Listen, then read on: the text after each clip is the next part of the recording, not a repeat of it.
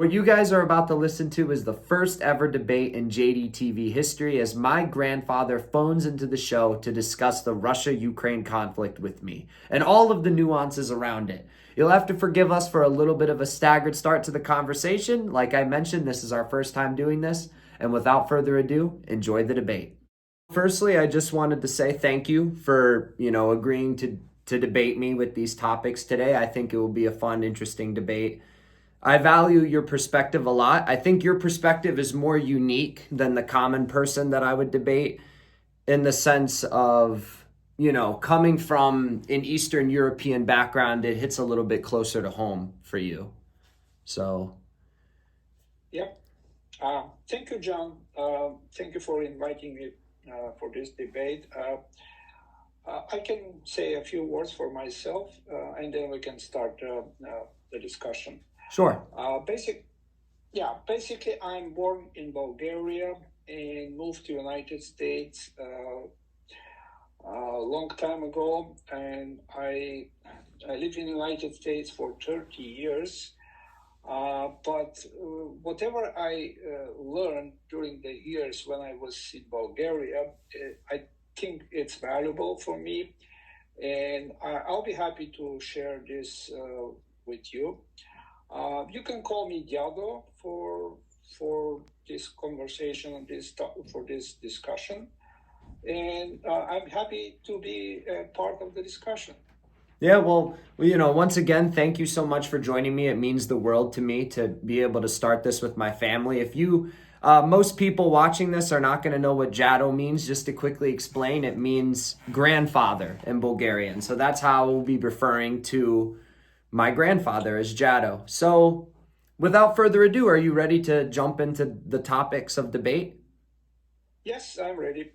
Okay, so let's start off with the Russia-Ukraine conflict, because I believe this is the point where we have the most maybe contention or disagreement. I don't fully agree with the Western media's terminology of saying that the invasion that Russia launched on Ukraine is unprovoked. I don't know if I agree with the definition of that word, considering the conflict. I do think Russia is in the wrong for invading. I'm against the loss of human life in any regard. If it can be avoided, I think we should pursue any other line of diplomacy or reason before that. So I don't think Vladimir Putin is a good person. I do think he's a dictator. You won't see me defending him, but I think the West's diagnosis of it being unprovoked is misled, because the Russia-Ukraine conflict has been brewing. I think it's reasonable for Russia to not want Ukraine in NATO. That's why I don't see it as unprovoked. And I think the West implicating Ukraine to join NATO, such as Kamala Harris did in the months leading up to the invasion, I don't think was a wise decision. And I think it did provoke Putin to a certain extent to invade. Yeah, honestly, I was having the feeling that this conflict will start at some point. I was watching the relationship between both countries for a while, even before the conflict started. I remember very well 2014 when the Russians, they invaded Crimea, and basically they took over Crimea from Ukraine. At that point, I don't remember who was the president of the United States at that point, but the reaction, maybe that was Barack Obama. Yep, it was Obama. Yeah. But the reaction during this invasion was really very weak and wasn't appropriate at all. There were some statements, there were some opinions that this is not right, that this is invasion. But during that time in Europe, especially in Germany, Merkel was the chancellor, And she was in very good relationships with Vladimir Putin. There were a few big, I would say, economic, um, treaties which were between Russia and Germany and European Union, and nobody wanted to stop these economic ties between both countries because Russia was giving to Europe very cheap gas and oil, and that was kind of boosting the economy of Europe. So the reaction after the annexation of Crimea was very weak and was not the way it should have been. So I really, I think it wasn't good for Ukraine. Yeah, so basically Ukraine has a really nice and very long history. Vladimir Putin is trying to ignore the real history of Ukraine by saying that Ukraine always been part of Russia, which is not true. The history of Ukraine goes back to 2,000 years. I think the Kievan Rus was founded in 885 or 84, don't remember exactly the year. And that was created by Oleg of Novgorod. And this small kind of country was called Kievan Rus. And it was in good relationship with the Byzantine Empire, which profit a lot the trade between both countries. And after that, there was a lot of ups and downs for the history of Kievan Rus. But maybe we can talk about this a little bit later. So, beginning of this conflict comes not during 2014 when the Crimea was created. It comes way back. I think it comes from the time when Ukraine separated from USSR. That happens in 1991 when the Ukraine people, they held a referendum, and majority of people agreed to separate from USSR. After that, the Russians did a couple of attempts to take over Ukraine by putting kind of their people in the ruling parties, and also they elected Yanukovych as a president, who was a person who was supported by Russians. But I think in 2003 or 4, and then again in 2013, there was the Orange Revolution, and there came also the Maidan, which was way the Ukraine people they fight against this Yanukovych, and he was I think he escaped to Russia, and that's the time when Ukraine started democratic government and kind of Western orientation, and wanted to become a part of European Union. Am I able to interject for just 1 second Yes. here? So Sure. I don't like I do think that this history is relevant in mapping out the origins of Ukraine, but me thinking that the invasion is provoked does not mean that I don't think that Ukraine has the right to exist as its own sovereign country. I do think that Ukraine has the right to exist as its own sovereign country. And I do believe, regardless of the history, even if the history favored Russia, which clearly it doesn't, but even if it did, I wouldn't agree with Vladimir Putin's invasion regardless. I guess where my points of disagreement or contention is I don't agree with the Western response to it.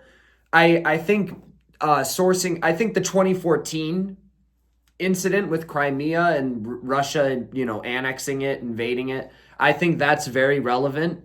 I don't know all the specifics of everything that happened in 2014. As you know, I was very young when this happened, but I do know that the US had a little bit of a hand in some of the elections that happened earlier in that year. I'm sure that, the results were the results. I'm not going to deny the elections. I don't know the specifics well enough, but like you mentioned, I believe Obama was the president. I think the US reacted in 2014 weakly because they weren't looking out for the interests of Ukraine. I think that they were looking up to set deals, which is why the Joe Biden pardon of Hunter Biden last year is relevant, because he, traced it all the way back to 2014 when Hunter Biden first started doing business in Ukraine with the company Burisma.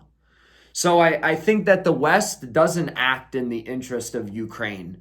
And I think that the point that I would debate with you is I don't think that the West should be supplying Ukraine in the way that it is. I think Russia has a reasonable request in requesting that Ukraine does not join NATO, that there's no major military power in that land. And I think that the US's and the Western European powers' response of just pouring money and weapons into it is detrimenting not just the Russian people, not just the Ukrainian people, but everybody in Europe and the United States as well. I think that the Western response has been atrocious, and that Trump recently, I believe, passed a U.S. Aid package to Ukraine. So that is bipartisan. I think that Biden and Trump are both handling it poorly. Yeah. Um, I kind of agree with most what you said, but there is some disagreement, and I will point it out. But let's first see to understand what exactly is the Russian saying that Ukraine, they provoke this invasion. What exactly the Russian means by saying Ukrainians, they provoke? Do we know any evidence which are supported by intelligence or by both parties, which can really justify this invasion? I personally do not see such kind of evidences. There is one thing which I remember very well, was mentioned in the media and also was discussed by some of the politicians. They saying that in Ukraine there were kind of secret NATO or US biological weapons labs. I'm not sure if this is true. Here in some people in Eastern Europe, which are close to Russia, they saying, oh yeah, this is true. They found such kind of labs underground. There was some special facilities where such kind of weapons were developed. I'm not sure if this is true. I personally doubt that this is true, because such kind of secret labs putting in the country which is not part of the NATO and not part of the Western countries, it's dangerous. And don't forget that a lot of people in Ukraine, I wouldn't say majority, but there are a lot of people in Ukraine, especially in Eastern Ukraine, who support the Russians. So putting such kind of labs in this country, it's dangerous. It's going to be a mistake. That's why I don't believe this is a legitimate kind of reason for invasion. What do you think about this? Well, I'm not sure about the bio labs. I'm not, I personally, I don't trust the Russian government. I know you don't as well. They have a lot of propaganda flooding out of the Kremlin. But I think there's also a lot of propaganda flying out of the White House. I don't see our government as much more loyal or trustworthy than the Russian government, maybe ever so slightly. Um, because, like for example, the U.S. is not above, sacrificing its own people, or doing things that are not necessarily seen as good in the moral compass of things. So I think that it's probable that the US had some sort of weapons, whether biological or not, I'm not so sure. But based on how Ukraine responded to the invasion, we can debate if that was, the Russian military not being as, effective as it should be. But I think it's probable that that Ukraine might have had some sort of Western arms in the country prior to Vladimir Putin actually launching the invasion.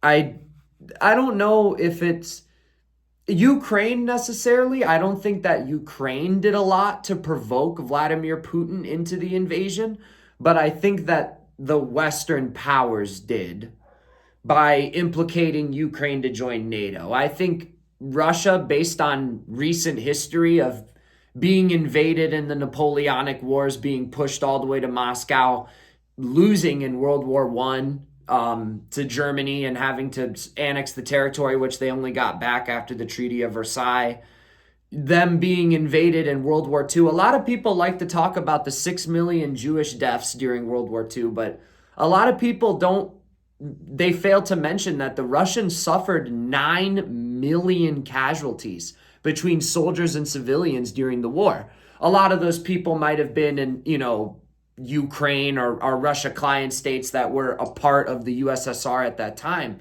But I think it's reasonable for Russia to say this territory that is geographically very easy to be invaded from the West, when you have Western values that are very radical, the Kremlin and China. I sent you an article recently that China banned OnlyFans and called it a corrupt Western disease. OnlyFans is an app where women can get paid money to dance naked by men and have private conversations with men. There's over I believe there's over 1 million women in the US that are making money through this. There's also all the transgenderism, all of the, LGBTQ, non-binary, third genders. Russia and China and a lot of the Eastern countries, even Bulgaria to a certain extent, I think are afraid of these values infiltrating their nation. So I think it's reasonable for Russia not to want what they disagree with fundamentally not on their doorstep. I don't know. Like I said, I don't necessarily agree with the invasion as the reaction to it, but I think the West pointing the narrative as saying it's completely unprovoked, Vladimir Putin has no reason to invade, is negating the history. I think it's important to tell people about the Napoleonic Wars, the World Wars, and explain that Russia is a traumatic, they're a nation with a traumatic history. They've been brutalized by their own leaders dating back to the Romanovs. Under the Tsarist regimes, they were, abused. Under Stalin, they were abused. Lenin exactly wasn't the nicest guy. So the Russian people are very traumatized. They're afraid of having these things inflicted on them. The same way the USSR used to have the Warsaw Pact. Would the United States accept Canada joining the Warsaw Pact and having, potential weapons there, regardless of if it's provable or not? Because I wouldn't doubt that the US might have secret, weapons in these areas as they, secretly survey the people. They have the Patriot Act. I don't trust the US government truly. So I don't know. I don't think that the West does itself any favors. I think it would be more advantageous to Ukraine's argument to fully explain the history to people. Yeah. What I would say on this is my feeling is all right. So the Russians, they always thinking that Ukraine is part of the Russia, but that has been for like 30 or 40 years during the USSR time. Before that, in 1917, during the revolution in Russia, when the Red Army was created, that was the time when there was a war between Ukraine and Russia. And this war was won by Russians, and they took part of Ukraine. And then later on in 2020, I think in 1924, basically, they took part of southern Ukraine and also the Crimea. So if you go back to these years from 1924 to 1991, when the independence was created, so Ukraine was part of Russia or USSR for only like 70 or 80 years. This is nothing. You might know that Bulgaria was part of Ottoman Empire for 500 years, and Bulgaria still exists after the liberation. There is a very strong, I would say, sentiment in Bulgarians who likes the Russians, because Russians were they fought a war between Russia and Ottoman Empire, and during this war, Bulgaria was liberated by the Russians, and the Bulgarian state was reestablished. So that's why a lot of people like the Russians in Bulgaria. But if you take a look at the history more closely, the reason for this war during that was in 19th century was not to liberate Bulgaria. It was Russian Empire has always trying to get some access to Bosphorus and to Dardanelles. Those are the main roads which connected Black Sea with the Mediterranean Sea. And that was the reason for this war. Of course, they liked the support which they received from Bulgarians who joined the war and helped the Russians to defeat the Ottoman Empire in this war.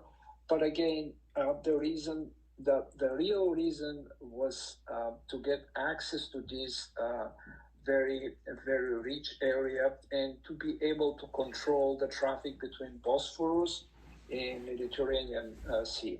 And Russians, they fought, I think, 3 or 4 wars during the 18th century with the Turks to get access to, but they never were able to do this, because behind the Turks were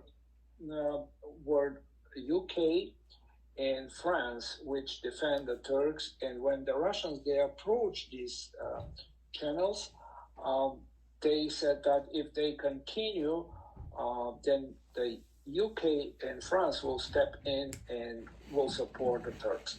So this is a little history. I'm sorry that I'm kind of saying this historic data, but this is how the Russian Empire she worked like that, not only with Ukraine. She worked the same way on the Balkans, with Bulgaria, with Romania, with Serbia.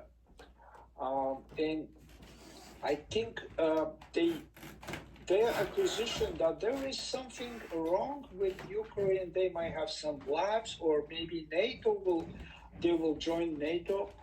Although this is kind of concern for the Russians, but they have to think about what the Ukrainian people want. And the Ukrainian people want independence, and they want to be not part of the Russia. And that's the bottom line. Again, there are some other historic moments which are important maybe for Russians, because Eastern Ukraine, the population, it's mixed. There are Ukrainians and there is also Russian people. So that was one of the reasons why they think they should step in and defend these people. But this, again, could have been resolved with negotiations or by diplomatic ways of, resolving the conflict, not the war. The war is the war stink. Yeah, I don't. I agree with most of what you said. You don't have to apologize for providing the historical context. I think it's valuable for people to know this. But what I can learn is two things can be true at the same time. You know, history has a lot of gray area. So the Ukrainian people, you know, like you said, they can want to be independent and they, you know, have the right to be independent. But at the same time that Russian people have to value what the Ukrainian people want, I think the Ukrainian people have to value what the Russian people want. And I think ultimately the Ukraine needs to I don't think it's possible when you have two governments that I see Russia as extremely imperialistic and I see the Western government as imperialistic in the sense of wanting to imperialize their ideas and have their ideas be the only ideas and push them as further or as far and as cumbersome as possible. So I think that unfortunately, Ukraine, under the state that it's in, the ideal solution would be for me no Western occupation whatsoever. No Western troops in Ukraine, no Western weapons, nothing. But at the same time, no Russian occupation. But I just don't, you know, that's not a reasonable, it's reasonable, but it's not reasonable to expect with both of the governments that are at play. But I just, I do think that the Russian people have a valid concern of not wanting Ukraine in NATO. Because, in the West, we know that NATO, or at least we think that NATO is, not a militaristic or imperialistic alliance, that it doesn't have any sort of ulterior motives. We can think this, but the Russian people might not think this. And even if they did think it, NATO might be okay. Maybe they don't want to chance it because notoriously every time there's been any sort of European consolidation of power on the west of them, they've been invaded. So, the question for you is: do you see why the Russian people would see it as a disservice to their own people to have Ukraine join NATO? Okay, yeah, of course I can comment on this. First of all, let's take a look at more closely at the Russian people. Russia, it's a big country right now, one of the biggest in the world, but on the other hand, Russia it's poor country, although it's very rich on natural resources like gas, oil, diamonds, and some others very rare metals which are important for industry. It's very rich, and if all these natural kind of things were in United States, oh my God, United States would be way more richer than it is right now. So basically, this country has been really very rich, but the government and the way how it was governed by the president and other government bodies, it's very bad. And that's why Russian people are poor, they're not so well educated, and the Russian propaganda is very strong in Russia itself. They don't really want to have any dissidents or any opposition. Whoever is opposed against the real politics in Russia, it's being killed or thrown in the jail.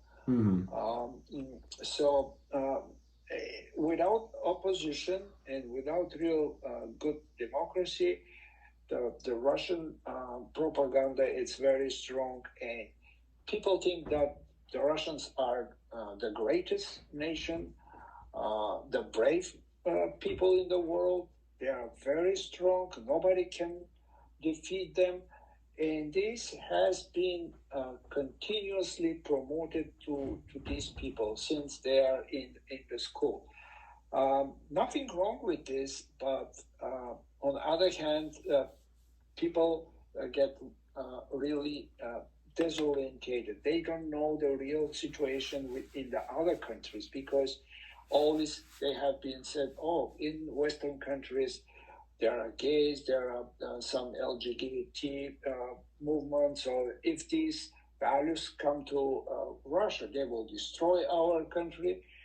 And I think this is wrong. They should have more freedom, more opposition, and I'm not sure if this is going to happen under the Putins. Obviously not, because the latest person who was killed in Russia, he was the opposition leader who died in the jail. Are you referring to Navalny? Yes, I'm talking about Navalny, who was sent for... First, they tried to poison him with an Novichok. This is the KGB special poison they use to kill people. And then they were not sure that they did the right dose or whatever. So Navalny was sent to Germany for treatment. He was treated and he recovered. And then he was really brave to say, I'm going back to Russia because I want to be part of opposition. I want to be among my people there. And he went back to Russia. And then Putin got him. There was a trial, which was really trial, not A show trial.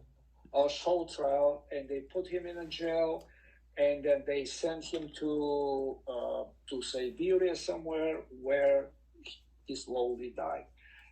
That's how the democracy works in Russia. So there is no democracy, basically. That's the bottom line. Well, the only thing I will say is I agree with, I won't, like I said, I will never launch a defense of Vladimir Putin. I do think he's a dictator. I do think that he had Navalny taken out. I agree with this assessment. The only thing I'll say is when you were describing the Russian people and how they portray their people as the bravest people in the world, and how they don't get the perspective of the other nations, I think that's how the Western nations portray their own history in contrast to the Russian history. Because, like I mentioned in one of my previous arguments, the Russians lost 9 million people during World War II. The Western allies altogether, the British, the France, and the United States together only lost about 1.5 million in comparison to the 9 million that Russia lost. But when you hear about the history of World War II in the Western nations, you hear about D-Day and how it was quintessential in, the falling of Germany. If the U.S. and France, or if the U.S. and the U.K. never did D-Day, Hitler still is defeated. He still, takes his own life, and the Russians still take over Berlin. What they do with Europe, is very, very different. But this idea that the West portrays is that they saved Europe from the Germanic regime in the 40s. And I'm trying to avoid using certain words because YouTube, where we're hosting the debate, will flag the video. So don't use the word that starts with an N and ends with I to describe them, because otherwise that gets the video shadow banned. But I just don't I think that the West doesn't portray Russians as doing what they did in the war. I don't think that they portray the trauma of their people. I agree with, regardless of if Russia has a reasonable stake to have Ukraine be a part of their territory or not, I don't think is completely relevant. I think if Putin and the Russian nation has the ability to take that land, and they see it as essential to them to prevent invasions that have happened previously. I don't know if Putin actually thinks this, But some of the Western ideas are almost just as ridiculous. I think it's just as ridiculous to say that if, NATO has troops in Ukraine, this can result in an invasion of Russia. I think it's equally ridiculous to say that if Russia takes Ukraine, that this could result in an invasion of Poland. I don't see either of those options as completely realistic. And I think that the West needs to reevaluate the position in which that it's coming at the conflict. Because regardless of if Ukraine has a sovereign right to exist as a state or not, which I think it does personally, I really do think that Ukraine has a right to exist outside of Russia, regardless of the implications that Russia has to the contrary. But at the same time, I don't know. I'm not unreasonable to the Russian requests. And I don't see them as outrageous. I don't think Russia could ever invade any other country besides, Ukraine. I don't think they can push further to the west as per the military alliance. I think this is fear mongering, and I think they just need to have a more open perspective of the Russian side. Not saying that the Russian side is correct, but that it is based in some sort of logic, that it is human beings that believe it. Yeah, so I disagree with this.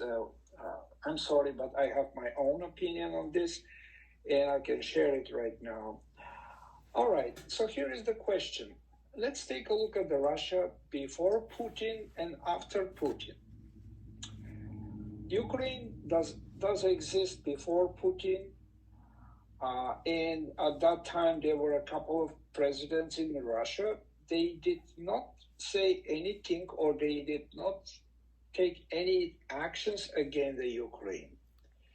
And all of a sudden, Putin comes to power, and the things start changing. Well, just really quick, the only thing I'll say to that is the geography and the landscape of Europe changed before. Obviously, Putin's been president for the last 25 years or however long. But before that, Bulgaria wasn't in NATO. All of the, I believe, 9 European nations all joined NATO in 2004. Exactly. And more joined NATO in 2008, I believe. I could be mistaken, but now we have Finland joining NATO. I think, Sweden. yep, Sweden got accepted into NATO. I must have missed that. Yes, But they were accepted. Yeah. But I personally, I don't see anything wrong with joining the alliance, but I think Ukraine being in the position that it's in, having so many Russian people, are, people that feel loyalty to Russia. I just don't think that it's reasonable to have them join NATO. They might have to, like, I do agree with you that there could have been some negotiations where essentially, neither country has any sort of military bases or troops or weapons in the country. But when you're dealing with two power players such as this, it's very difficult to enforce these things. So my concern is the following. All right, so Russia took Crimea in 2014. Very weak reactions from Western countries, from US and from Europe. That gave a sense of kind of power and also confidence to Putin. He said probably to himself, okay, these guys are weak. They probably won't do anything. They depend on me because I'm supplying gas, oil, and other commodities.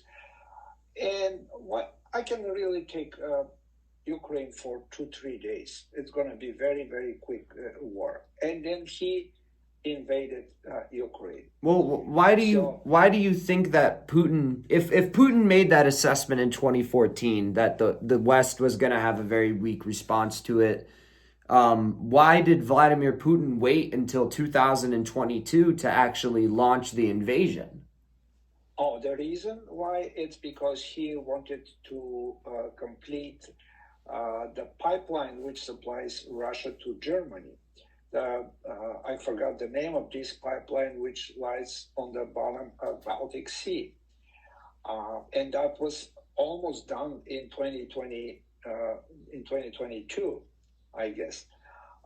He also wanted the other pipeline which surpass or just surrounds Ukraine, which was built through Turkey, through Bulgaria, Serbia, and reaches to Hungary and Austria. That's the so-called Southern pipeline or Turk pipeline, the other way they call it.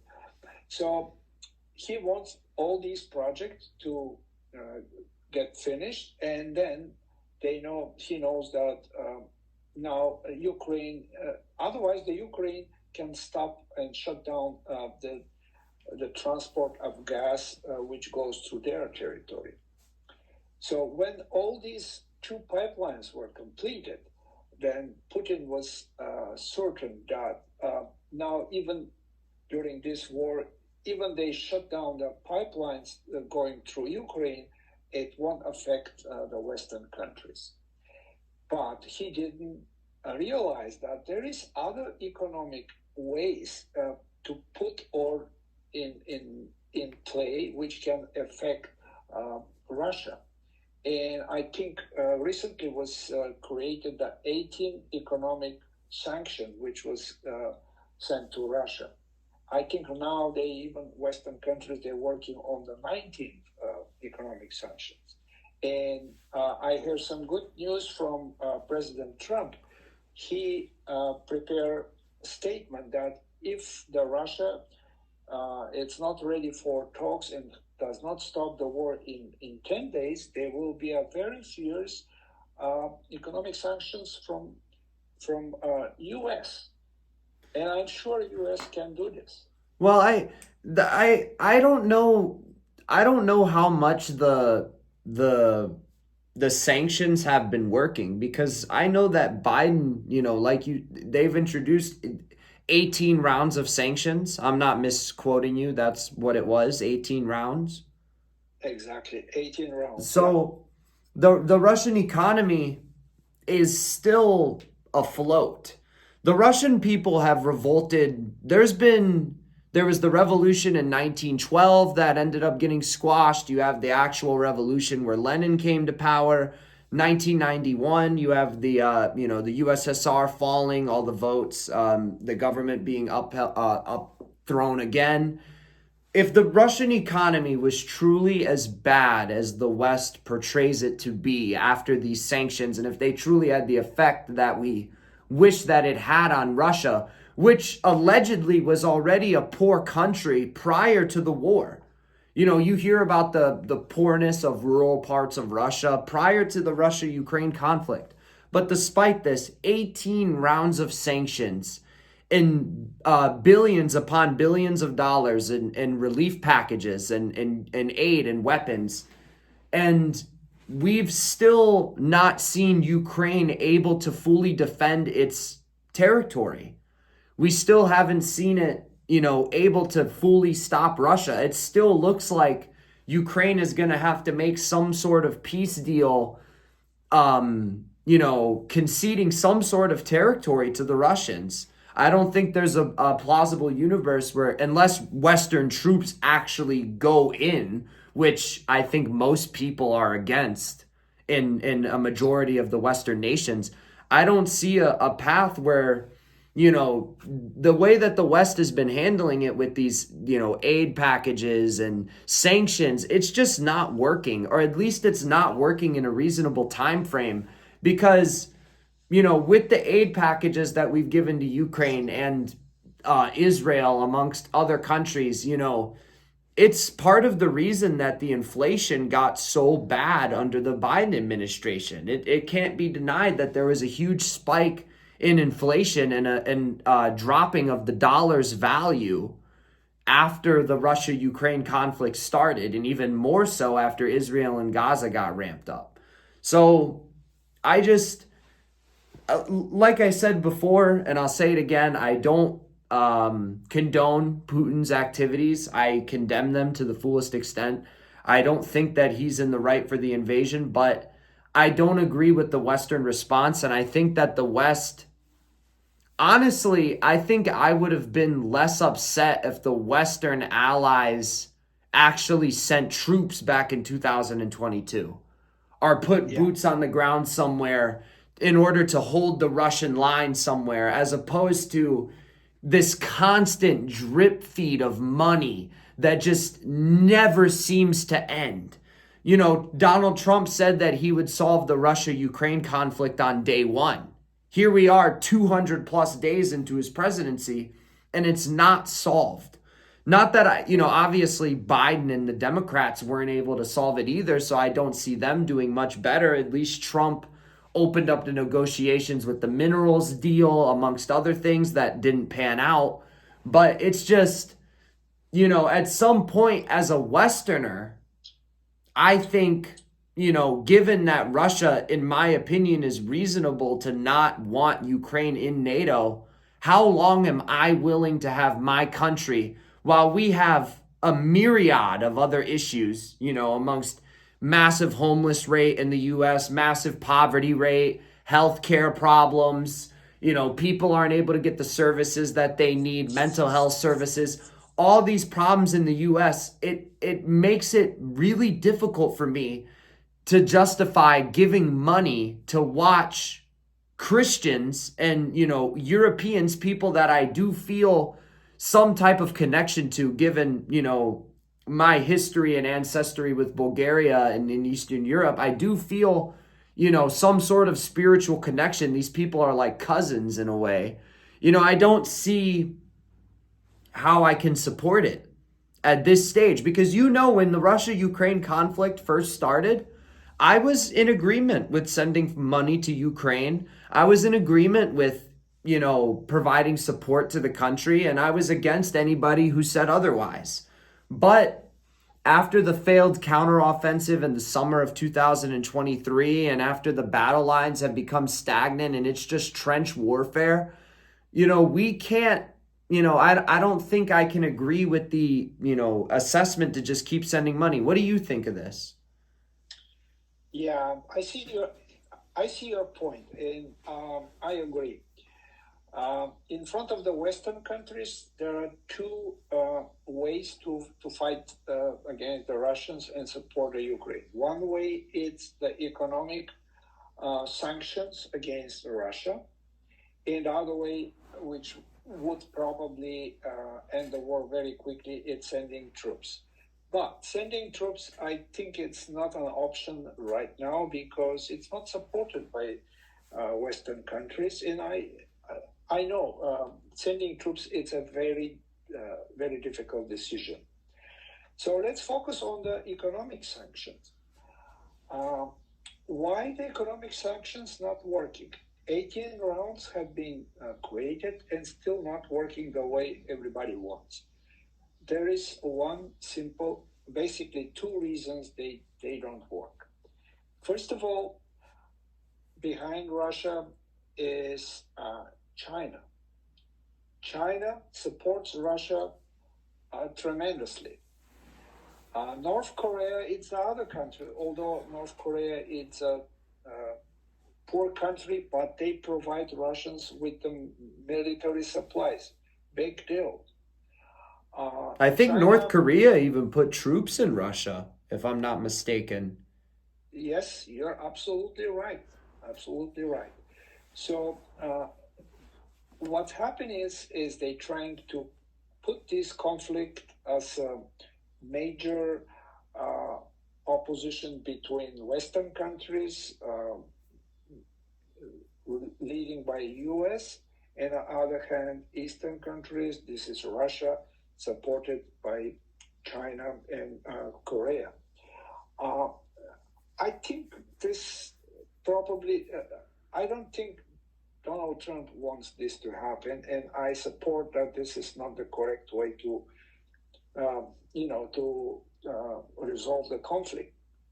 The best way to resolve the conflict is to strengthen these economic sanctions, and why the economic sanctions are not working. First, that China, India, and North Korea supporting buying cheap Russian oil and gas, and that there is also a really ships which are created by Russians, which are also selling gas and oil to countries like the way nobody wants to sell it.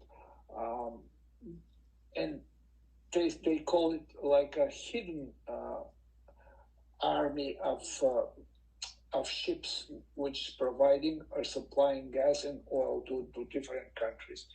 I think what's going to happen if Donald Trump creates these sanctions, he will hit China, he will hit also India and other countries which are buying oil from Russia.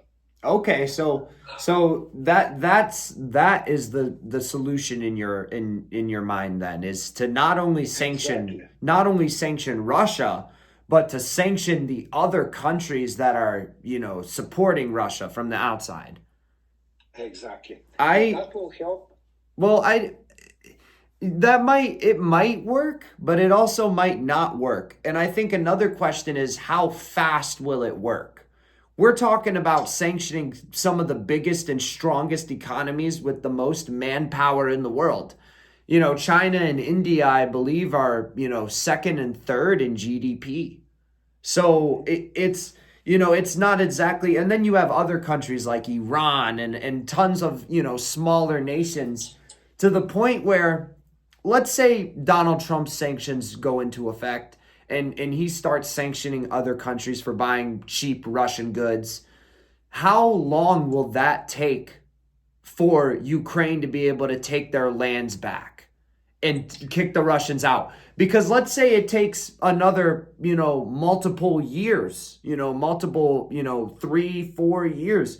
This is a reasonable time frame, which to me is a major problem. It was said that over 100,000 Russians died within like the last, few months of conflict alone.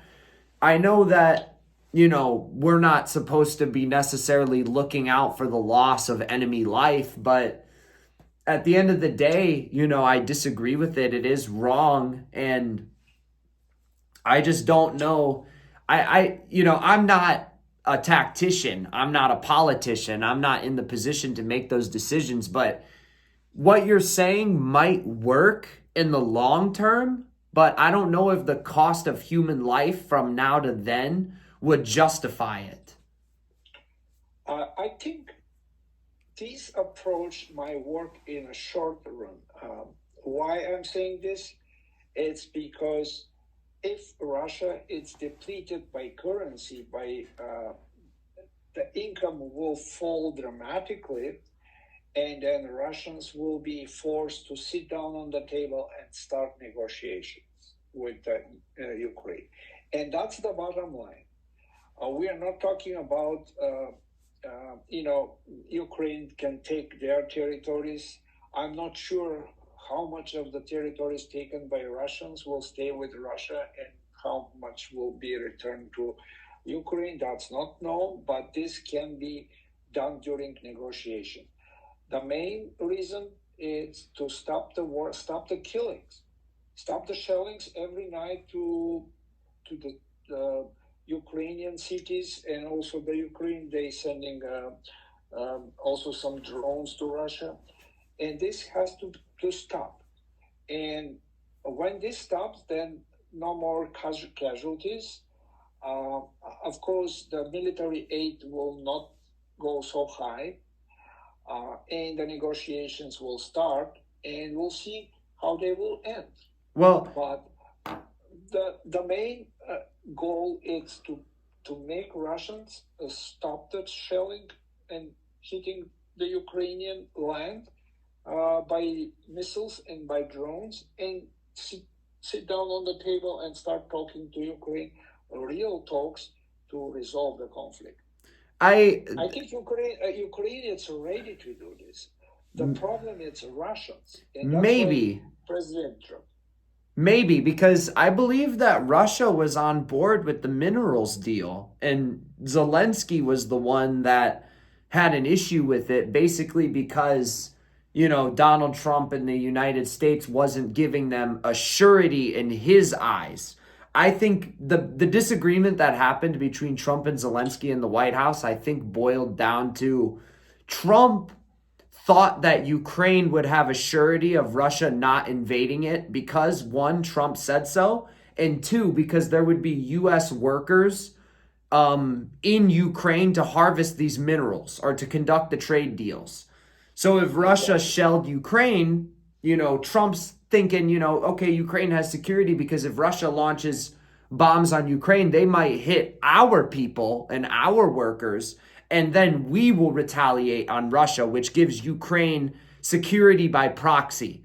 On the contrary, I think Zelensky was thinking, that's not legitimate security. That doesn't actually stop the bombing itself. It's not an iron dome in the sense that Israel has an iron dome. It's not security. And I think that's where the main disagreement came down. Yeah, I think But this disagreement was resolved because now Ukraine um, said that they are ready for negotiations, and they went for the last time. It was in Istanbul, Turkey.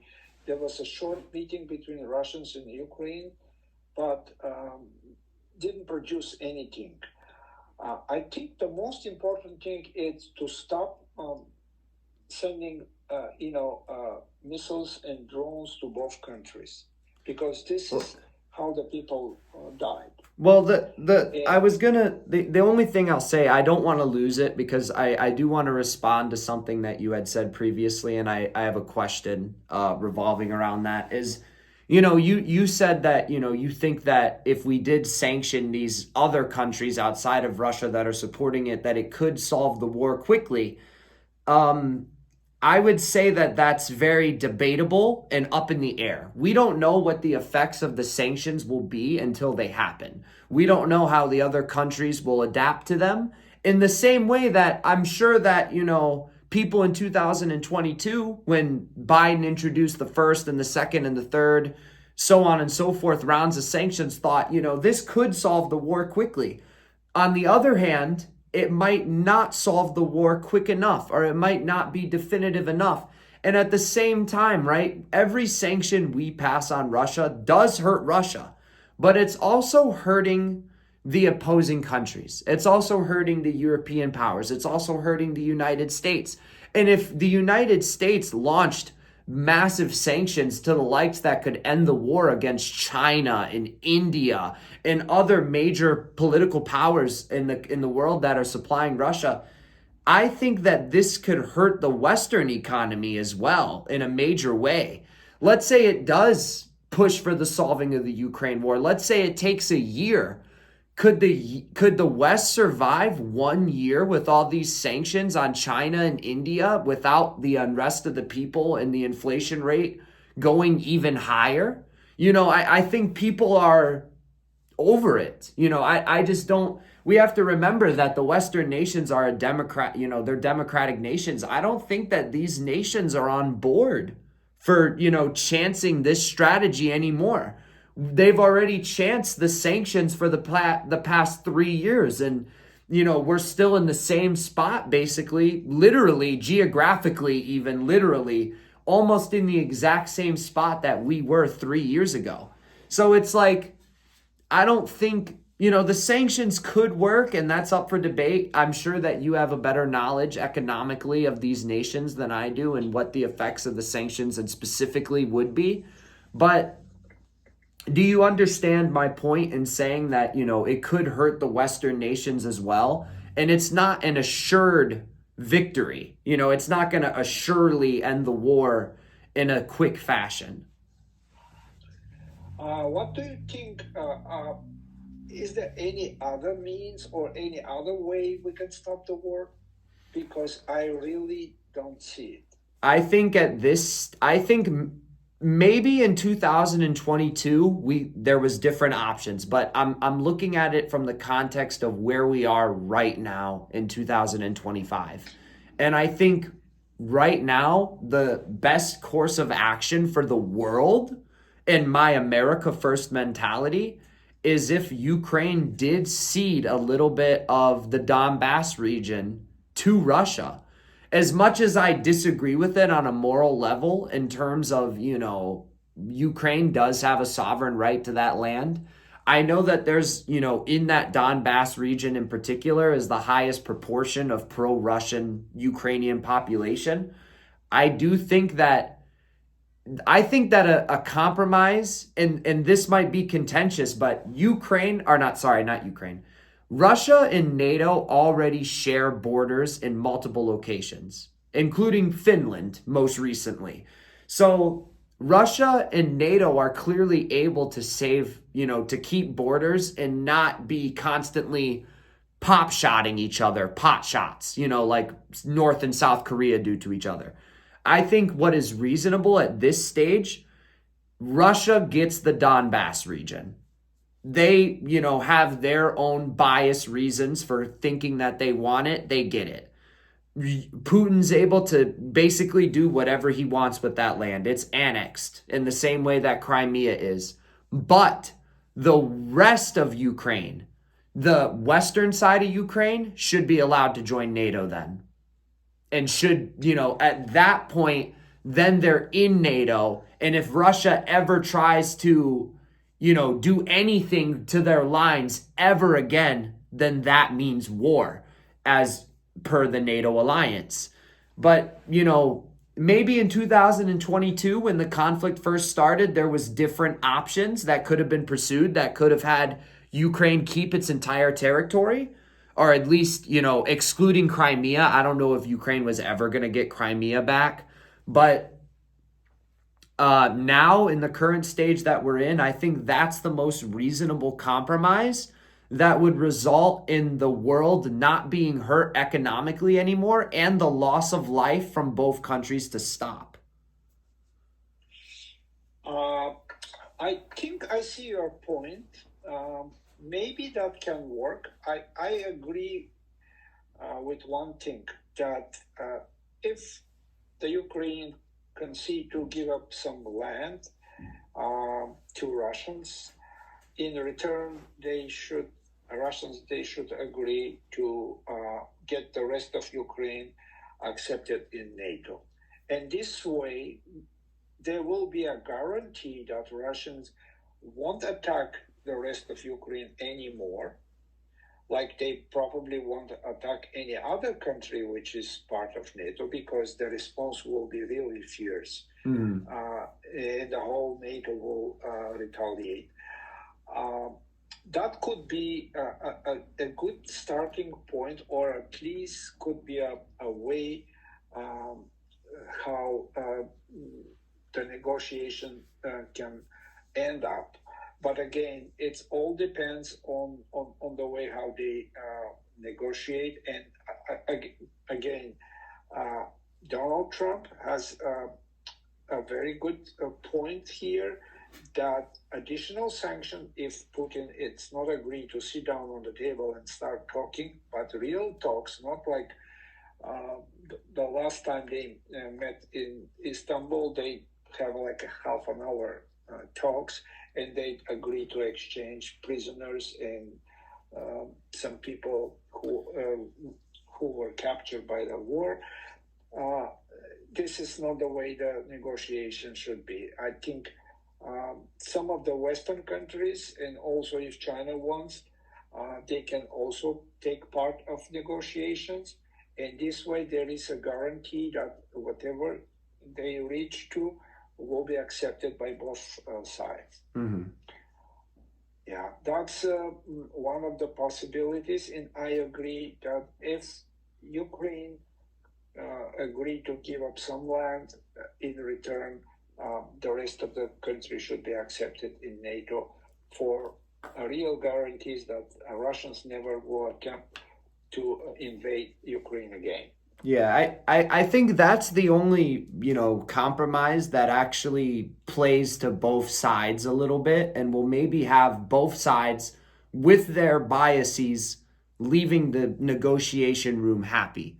Because if Russia has this small Donbass region up to the, I think it's the Dnipro River, if they have up to this location, then this is effectively a buffer zone. It's a little bit of a of a safety in case NATO ever became aggressive towards Russia, which in their eyes, they see NATO as an aggressive military alliance. Their reasoning would be, the NATO was created to combat the USSR, and that the USSR disappeared in 1991. So why are more countries joining NATO? Of course, on the other side, you'll say, well, countries are joining NATO because Russia's aggressive and because they invade nations and because they, so there's a lot of nuance to to both sides of the argument. But that's why I think Russia, unfortunately for Ukraine, after 3 years, this is the route that they've chosen to try to fight for the territory. Now they haven't been able to win the fight. The rules of war, Russia has taken that land, and I think that could have them leave happy. But at the same time, that Ukraine guarantee in NATO for the western side of Ukraine, I think effectively would put an end to the conflict in Europe, at least the conflict around Ukraine. And Yeah. I don't know, I because like you said, the sanctions is the only. Is there any other route besides the sanctions and what I proposed? I don't know. I don't know if there is. It's hard to find something else because sanctions are a more broad way to put pressure on Russia. That's how I see it. Do you so realistically, just to go a little bit further on that plan with the sanctions, if the US really did launch these sanctions against China and India, you don't disagree with my assessment? It would undoubtedly hurt the Western economy. Like me as an American consumer, or even you as, a Western European consumer, we would probably both see the effects of that. Yeah, I agree. Sanctions against China, which is the biggest partner for U.S. Uh,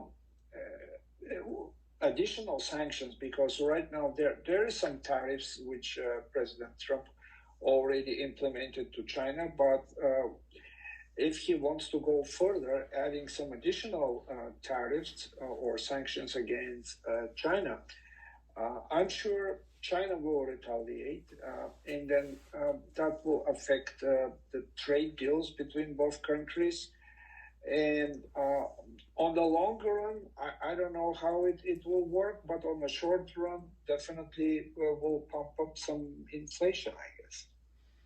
Yeah, most definitely. And I think Trump is in a position where it wouldn't be advantageous to him or to his to the Republican Party for him to actually pursue those sanctions, because, one of the reasons that Trump was able to beat Biden in the election despite, the felonies and the media attacks on him was because of the inflation rate that resulted due to Biden's sanctions.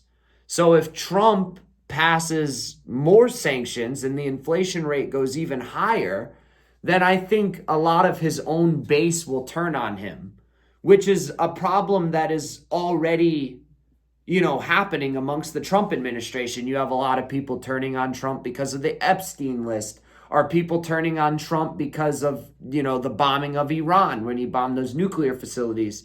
Or you have people turning on Trump for sending the aid package to Ukraine in the first place. So I think, I don't know if Trump will actually pass these sanctions, because I think the sanctions, if they're what you're proposing, if they're on China and India, it will probably hurt the United States more than the Biden sanctions on just Russia. Yeah, yeah. I think implementing such kind of sanctions will be short-lived. I mean, they will probably be for the time being until Russia agrees to sit down and start talking to Ukraine and a real negotiation starting. After that, Trump might lift these sanctions. This is economic, ways to make pressure against these countries, and through these countries, the pressure will go on Russia. And then think about it. China would say to Vladimir Putin, we don't want to get some additional tariffs from the US. We don't want to reduce our trade deals with the US. Why don't you sit down on the table with Ukraine and resolve this conflict? This is how these sanctions will work, and I'm sure they will work. Maybe that I think that the BRICS alliance between Russia, India, China, Iran, Jordan, Egypt, amongst other nations, I think is prepared and created for this such incident. So maybe these sanctions, they without a doubt they will hurt China, they will hurt India, they will hurt these other countries.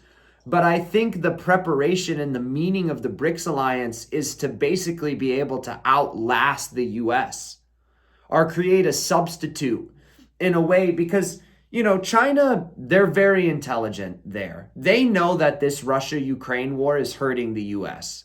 They know that the sanctions that we pass are not just on the people that we pass them on. They know that they're affecting us as well. So the BRICS alliance, I feel, is set up for the literal purpose of combating the US in instances like this, which one of their main founding members is the country that is in the conflict. So that's why, the sanctions might work, but these countries, they've had 3 years to think about how to get around that, with even more time. So I just, I don't know if I agree with, I think the other conclusion of Ukraine giving up land, I think would be a more definitive end to the conflict. Because let's say the sanctions work. Do we expect Russia to just pull out of the Donbass region? If the sanctions work and Russia's forced to withdraw from the war, is the idea that Ukraine will eventually be able to push them out and back into Russia?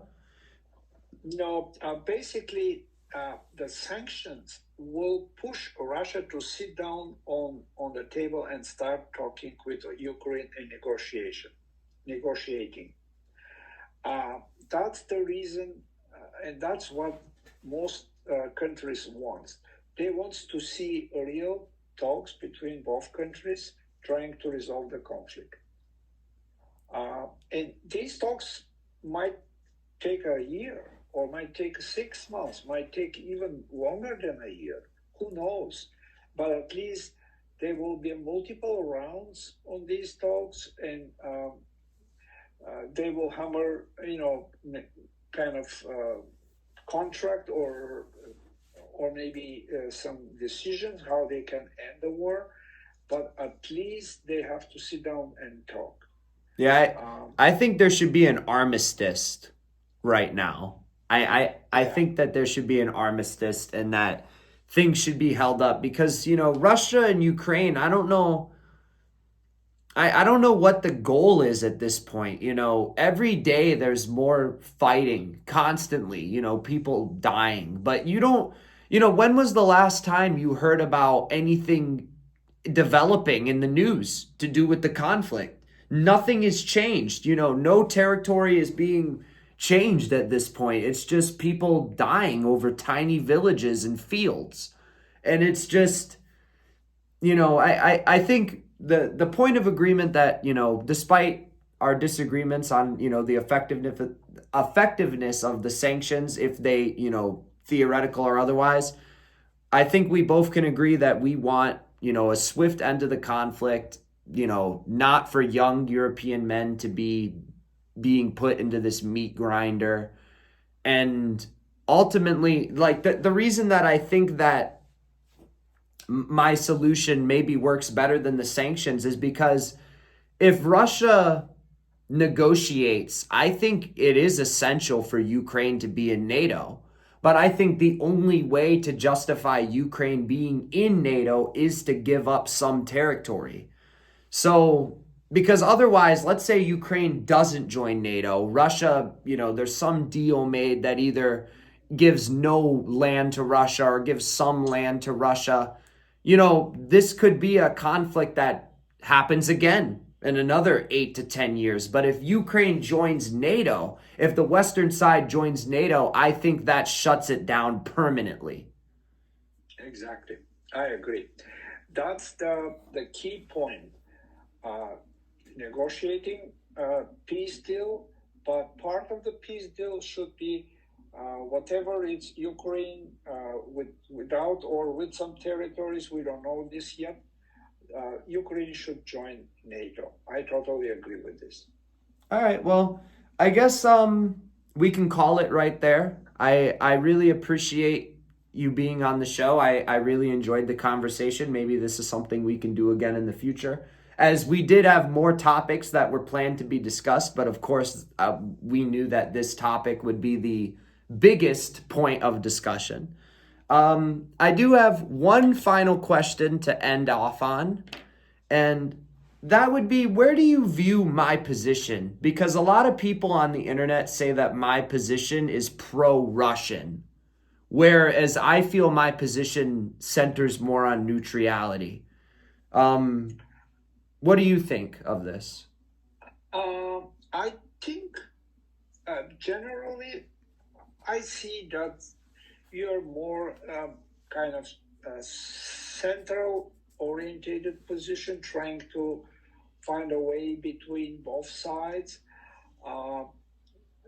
But again, my gut feeling is that you probably are more like a Western country orientated person, trying to really think about which is the way these negotiations can really end the war.